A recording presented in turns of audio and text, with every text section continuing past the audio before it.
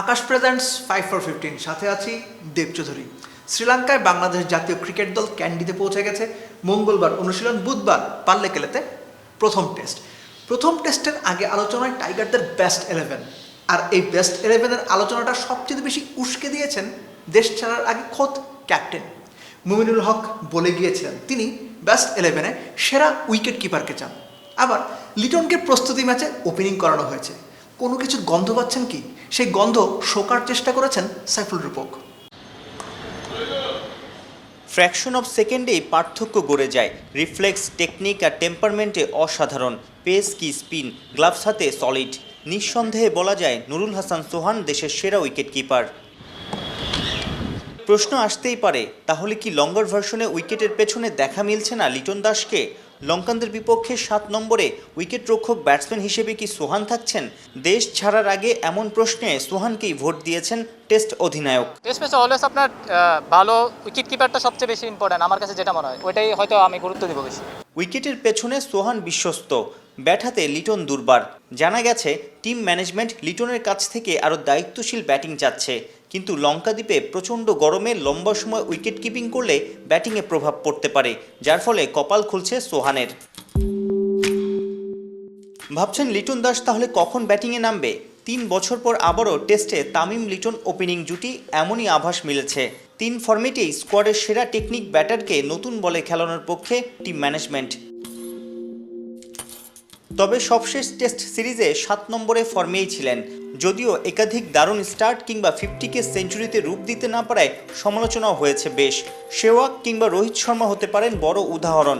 Opening স্লটটা cash in করে test ক্যারিয়ারটা আরও সমৃদ্ধ করার সুযোগ এলকেডির।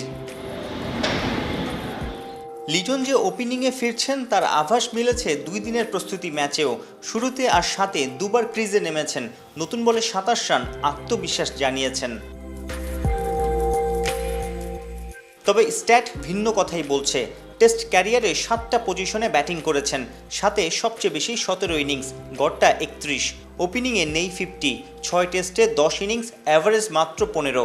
লঙ্কানদের বিপক্ষে চ্যালেঞ্জ নিয়ে পরিসংখ্যান পাল্টে দিতে পারবেন তো লিটন কুমার দাস?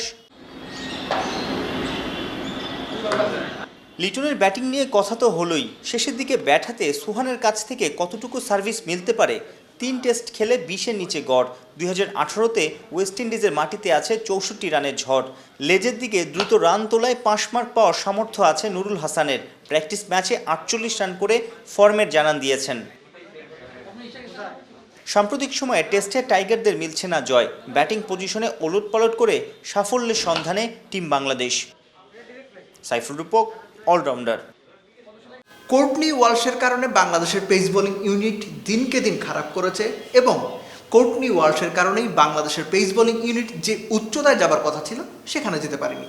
এই অভিযোগটা প্রায়ই আমরা শুনি, কখনো অফিসিয়ালি কখনো আনঅফিসিয়ালি, ক্রিকেটার, বিসিবির কর্মকর্তার 2 পক্ষের কাছ থেকে। আবার এই পক্ষের অনেকেই এখন বলছেন ওটিস গিবসন নাকি ভালো কাজ করছেন। 2 কোচের সময়ে পেস বোলারদের পারফরমেন্সের পার্থক্য আসলে কতটুকু? চলুন আমরা কিছু তথ্য এবং পরিসংখ্যান বিশ্লেষণের চেষ্টা করি। টাইগারদের pace bowling coach Otis Gibson officially দায়িত্ব নিয়েছিলেন 2020 সালের 21 জানুয়ারি। দায়িত্ব নিতে না নিতেই করোনা প্যান্ডেমিক কতটুকুই বা কাজ করতে পেরেছেন। যতটুকুই করেছেন টুকটাক প্রশংসা শোনা যাচ্ছে। একই সাথে শোনা যাচ্ছে টিম সংশ্লিষ্টদের সাথে বিভিন্ন সময়ে গিবসন নাকি তারই স্বদেশী কোর্টনি ওয়ালশের কাজের সমালোচনাও করেছেন।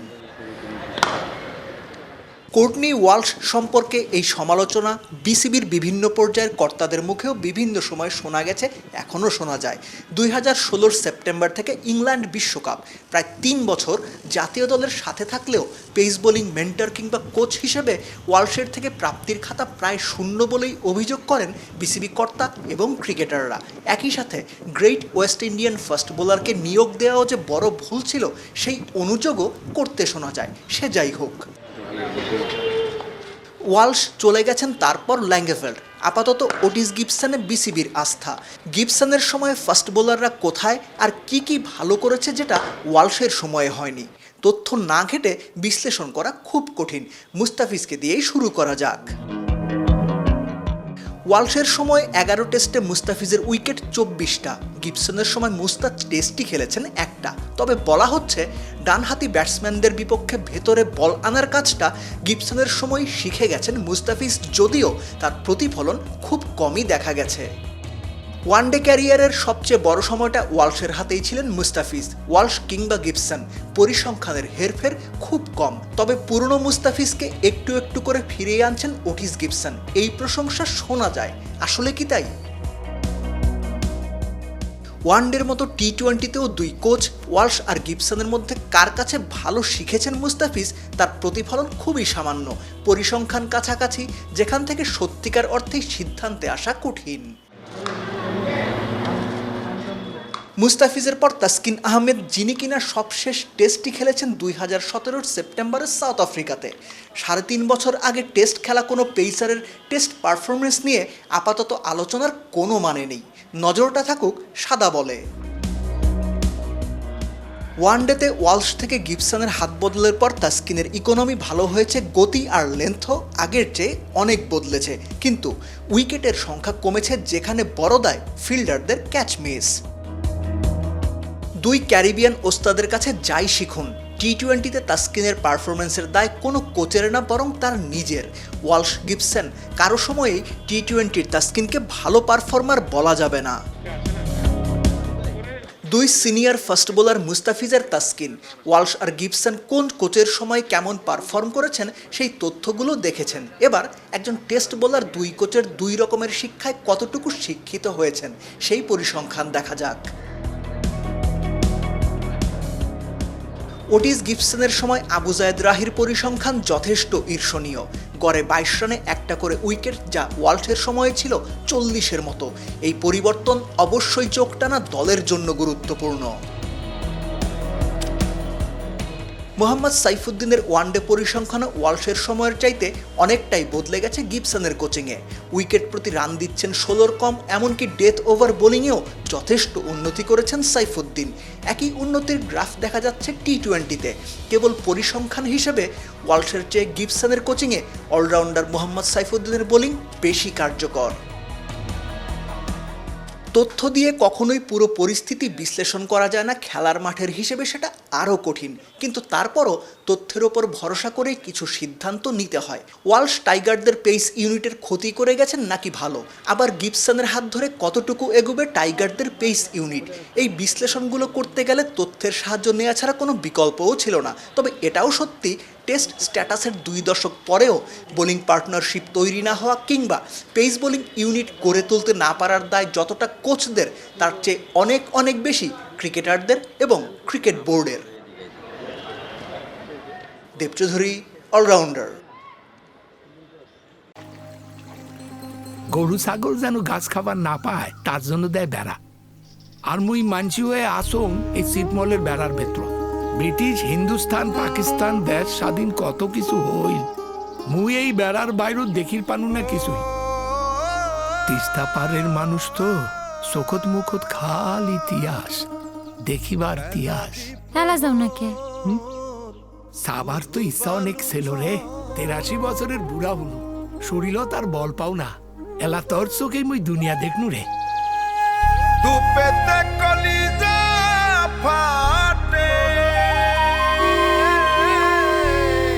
স্বাধীনতার 50 বছর পূর্তিতে দেখার ইতিহাস মেটাতে দেশের মূল ভূখণ্ডের বাইরে থাকা দহগ্রামবাসীদের আকাশ সংযোগের মাধ্যমে টিভি দেখার সুযোগ করে দিয়েছি আমরা। সারা দেশের মতো একই কোয়ালিটির ঝকঝকে টিভি দেখার স্বাধীনতা এখন তাদেরও। লকডাউনের এই সময়ে ঘরে বসে শপিং সবার জন্য খুব গুরুত্বপূর্ণ, আর এই গুরুত্বপূর্ণ কাজটা সবচেয়ে ভালোভাবে করতে ভরসা রাখুন ইভ্যালিতে। ইভ্যালি বাংলাদেশে এই মুহূর্তে নাম্বার 1 অনলাইন শপিং প্ল্যাটফর্ম, ঠিক যেভাবে number 1 allrounder Shakib Al Hasan 3 match আইপিএলে খেলে ফেলেছেন। সাকিবের পারফরমেন্সে আপনি কি সন্তুষ্ট? ওই 3 ম্যাচে আপনি যদি সন্তুষ্ট না হন, Kolkata night Riders team management কীভাবে সন্তুষ্ট হবে? সাকিবের পারফরমেন্স কেমন যাচ্ছে বিশ্লেষণের চেষ্টা করেছেন অনিক সাবের। কলকাতা নাইট রাইডার্সকে নিয়ে বাংলাদেশি ক্রিকেট প্রেমীদের তুমুল আগ্রহের কারণ একটাই, সেখানে যে বাংলার সুপার বয় সাকিব আল হাসান খেলছেন। ইন্ডিয়ান প্রিমিয়ার লিগে কেকেআর এখন পর্যন্ত 3 ম্যাচ খেলেছে, সবগুলোতেই সুযোগ পেয়েছেন টাইগার অলরাউন্ডার। দলের ক্যাপ্টেন আর কোচ সব সময় ভরসা রেখেছেন সাকিবের ওপর। সাকিব প্রতিদান দিতে পেরেছেন কতটা? এবারের আসরে প্রথম ম্যাচে সানরাইজার্স হায়দ্রাবাদের সাথে ব্যাট হাতে 3 রান করেছেন সাকিব। বোলিংয়ে এসে 34 রান খরচায় পেয়েছেন 1 উইকেট। দ্বিতীয় ম্যাচেও নিষ্প্রাণ ছিল সাকিবের ব্যাট, তবে কিপটে বোলিংয়ে কিছুটা হলেও পুষিয়ে দিয়েছিলেন। রোববারের ম্যাচে বেঙ্গালুরুর সাথে টাইগার অলরাউন্ডার 25 বলে 26 রান করলেও দলের জয়ের জন্য যথেষ্ট ছিল না। 205 রানের লক্ষ্য তাড়া করতে নেমে ধীর গতির ইনিংস তার ব্যাটিংকেই প্রশ্নবিদ্ধ করেছে। শর্টার ফরম্যাটের ক্রিকেট মানেই ঝড়ো ব্যাটিং, আকাশ ছোঁয়া স্ট্রাইক রেট। আন্তর্জাতিক টি-20তে সাকিবের স্ট্রাইক রেট 123.77। টপ স্ট্রাইক রেটের ব্যাটসম্যান ম্যাক্সওয়েল, কলিন মুনরো আর হজরতুল্লাহ জাজাইয়ের তুলনায় যা অনেক কম। আবার কম স্ট্রাইক রেটের একজন ব্যাটসম্যানকে 6-7 নম্বরে ব্যাটিংয়ের সুযোগ দিয়ে তার কাছ থেকে আহামরি কিছু আশা করাটাও তো ভুল। কলকাতা সাকিবকে দলে নেয়ার পর থেকেই আলোচনা হচ্ছিল সুনীল নারিনের সঙ্গে পাল্লা দিয়ে তিনি একাদশে জায়গা পাবেন কিনা। দলের কোচ ম্যাককালাম জানিয়েছেন ম্যাচ ফিটনেস না থাকায় এতদিন নারিনকে মাঠে নামানো হয়নি। চেন্নাইয়ের বিপক্ষে বুধবারের ম্যাচে সাকিবকে দেখা নাও যেতে পারে, এমন ইঙ্গিত পাওয়া যাচ্ছে কেকেআর কোচের কথা থেকে। প্রথম ম্যাচের আগে সুনীল নারিন আমাদের বিবেচনায় ছিল, তবে সে শতভাগ ফিট ছিল না। বেঙ্গালুরুর বিপক্ষে আমরা সাকিবকে বেছে নিয়েছি ব্যাটিংয়ের জন্য। মুম্বাইয়ের উইকেট ব্যাটিং নির্ভর, তাই আমাদের নতুন কাউকে দরকার। পরবর্তী ম্যাচে একাদশে 2-1টি পরিবর্তন আসতেও পারে। 3 ম্যাচে টাইগার অলরাউন্ডার করেছেন 38 রান, উইকেট পেয়েছেন 2টা। সুনীল নারিনও ইনজুরি থেকে সেরে উঠেছেন। তাহলে বুধবারের ম্যাচে সেরা একাদশে সাকিবের পরিবর্তে কি মাঠে নামছে Narine? Anik Jaber, allrounder. European Super League এই মুহূর্তে ফুটবলের টক অফ দ্য ইউনিভার্স বলতে পারেন। ইউএফআর কিংবা ইউরোপের ফুটবলের গলার কাটা এক ধাপ এগিয়ে অনেকেই বলছেন 12 দলের এই টুর্নামেন্ট যদি সত্যি সত্যি মাঠে গড়ে তাহলে পুরো ফুটবল বিশ্বের ফুটবল সিস্টেম ভেঙে চুরে তছনছ হয়ে যাবে। ইউএফআ এরই মধ্যে হুঁশিয়ারি দিয়ে দিয়েছে যে ক্লাব এবং যে খেলোয়াড়রা ইউএফআ সুপার লিগে মাঠে নামবেন তারা সরাসরি জাতীয় দল থেকে এবং ইন্টারন্যাশনাল ফুটবল থেকে রীতিমতো বহিষ্কার হয়ে যাবেন। মাহরুষ প্রত্যয়ের রিপোর্ট। ফিফা আর উয়েফার কপালে চিন্তার ভাঁজ। যে গুঞ্জনটা শোনা যাচ্ছিল অনেকদিন ধরে। 2009 সালে আর্সেন ওয়েঙ্গার প্রকাশ করেছিলেন শঙ্কা, তবে এই লম্বা সময়ে আর কিছুই শোনা যায়নি। ভেতরে ভেতরে নাকি জোট বাঁধছে নামে ধামে ভারী ক্লাবগুলো। ভেতরের কথা অবশেষে বাইরে এলো। সত্যির পথে ফুটবলের ঐক্য ভাঙার মঞ্চ। অর্থ দাপটের অপ্রাপ্তিতে ভুগতে থাকায় ইউরোপের জায়ান্ট 12 ক্লাব মিলে দিয়েছে নতুন টুর্নামেন্ট আয়োজনের ঘোষণা, European Super League ESL।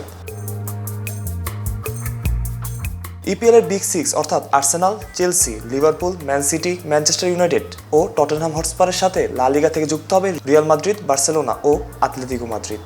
Syria থেকে ইউভেন্টাস, এসি মিলান ও ইন্টার মিলান। এই 12 দলের সাথে যুক্ত হবে আরও 3 দল। মোট 15 দলে কোনো পরিবর্তন আসবে না, অর্থাৎ যত কিছুই হোক টুর্নামেন্টে তারা স্থায়ী সদস্য। প্রাথমিক চুক্তি 23 বছরের। এই প্রায় 2 যুগে টুর্নামেন্টের সকল ক্ষমতা এবং চাবি থাকবে তাদের হাতেই। যতই বুলি ছড়াক, দর্শকদের স্বার্থ আর ফুটবলের জনপ্রিয়তা রক্ষার মঞ্চ। টুর্নামেন্ট আয়োজনের মূল কারণ অর্থ। বিভিন্ন গণমাধ্যমের খবর, আমেরিকান কোম্পানি জেপি মর্গান প্রায় $6 বিলিয়ন বিনিয়োগ করতে যাচ্ছে ESL এ। হিসেব অনুযায়ী টুর্নামেন্টে অংশ নিলে দলগুলো পাবে 500 মিলিয়ন ইউরো। এছাড়া টিভি স্বত্ব থেকে অর্থপ্রাপ্তির রয়েছে বিশাল সম্ভাবনা। সাধারণ দর্শকদের তো আর অর্থের চাহিদা নাই, তাই স্বাভাবিকভাবে তাদের জন্য এমন উদ্যোগ হতে পারে হতাশার। তার উপর নাম নেই কোনো জার্মান ক্লাবের। তবে শুধু হতাশার মঞ্চ না, ক্লাব রাজনীতি বাদ দিলে থাকছে দর্শকদের উপভোগের দারুণ সুযোগ। এই যেমন প্রিমিয়ার লিগে ফুটবল দাপট আর ফ্যানবেস কোনো কিছুরই কমতি নাই আর্সেনালের, কিন্তু ইউরোপ সেরার মঞ্চে নিয়মিত না। হয়তো সবকিছুই একসাথে ফিরবে ESL এ। নিয়মিতই হয়তো দেখা হবে বার্সেলোনা, রিয়াল মাদ্রিদের। নির্দিষ্ট করে বললে হ্যাবিওর সব ক্ল্যাশের। তবে কথায় আছে সবকিছু সহজলভ্য করলে আর মূল্য থাকে না। এখন দেখা যাক, কিছু প্রশ্নের উত্তর সময়ের কাছেই তোলা থাক। ইউএফা কর্তৃপক্ষ প্রকল্পকে সরাসরি আখ্যা দিয়েছে জঘন্য বলে। এছাড়া বিশ্বকাপ থেকে ESL খেলা ফুটবলারদেরকে ছেটে ফেলা হতে পারে বলে জানিয়েছে ফিফা। টুইটে ধরছে হতাশা আর নিন্দা। যুক্তরাজ্যের প্রধানমন্ত্রী বরিস জনসন টুইটে সমালোচনা করেছেন এমন আয়োজনের। ম্যানচেস্টার ইউনাইটেডের সাবেক ডিফেন্ডার গ্যারি নেভিল এই পরিকল্পনাকে বেইমানি আখ্যা দিয়ে কেবলই ক্লাবগুলোর লোভ বলে মন্তব্য করেছেন। মজার ব্যাপার হচ্ছে এই টুর্নামেন্ট আয়োজনের খবরের পর ইউরোপিয়ান ক্লাব অ্যাসোসিয়েশনের পক্ষ থেকে বৈঠকের আয়োজন করা হয়। যদিও শীর্ষস্থানীয় একটি আন্তর্জাতিক গণমাধ্যমের ধারণা সেই বৈঠকে 12 ক্লাবের কেউই উপস্থিত ছিল না। অর্থাৎ কোনো কিছুতেই তেমন গুরুত্ব দিচ্ছে না ক্ষমতার মোহে আবৃত ক্লাবগুলো। ফুটবলের ঐক্য ভাঙার মঞ্চ প্রস্তুত, দর্শক হিসেবে আপনি প্রস্তুত তো? মানুষ প্রত্যয় অলরাউন্ডার। প্যান্ডেমিকের এই সময়টাতে কোন ক্রিকেটার সবচেয়ে বেশি ম্যাচ খেলেছেন, কিংবা কোন ক্রিকেটার সবচেয়ে বেশি মাঠে সময় দিয়েছেন? একটু জটিল তথ্য, এই কারণে হুট করে আপনাদের মনে থাকার কথা না, মনে রাখার দরকারও নেই।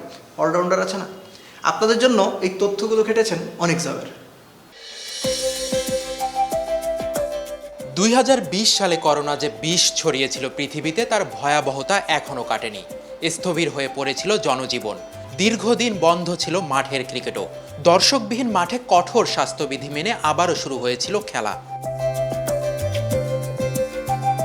2020 সালের মার্চ মাস থেকে 2021 সালের মার্চ মাস পর্যন্ত সবচেয়ে বেশি দিন ক্রিকেট খেলেছেন ইংলিশ ক্রিকেটাররা। এরপরেই আছেন পাকিস্তানের ক্রিকেটাররা। টেস্ট, ওয়ানডে আর টি-20 মিলে 47 দিন মাঠে নেমেছিলেন বাবর আজমরা। তালিকার তৃতীয় ও চতুর্থ স্থানে আছে ওয়েস্ট ইন্ডিজ ও ভারত। প্যান্ডেমিক যুগে অনেক ক্রিকেটার করোনায় আক্রান্ত হয়, মাঠে নামতে পারেননি দীর্ঘ সময়।